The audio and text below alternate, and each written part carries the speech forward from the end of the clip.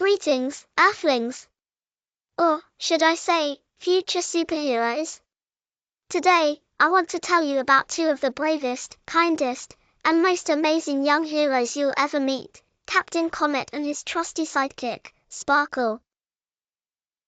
Captain Comet, with his super-fast reflexes and even super-faster brain, loved solving tricky problems. Sparkle, with her shimmering energy blasts and her ability to make anyone smile, was the master of cheering up gloomy goblins and cranky cats. They lived in a secret headquarters hidden behind Mrs. Higgins's prize-winning petunias, right here in our very own town. One sunny Tuesday, the super alarm blared. BWEP, BWEP, BWEP. Captain Comet zoomed to the giant screen. Trouble, Sparkle, he announced. Mayor Bumble is trying to set up the annual fun fair, but all the balloons are floating away. Please like, share and subscribe to my channel. Bye.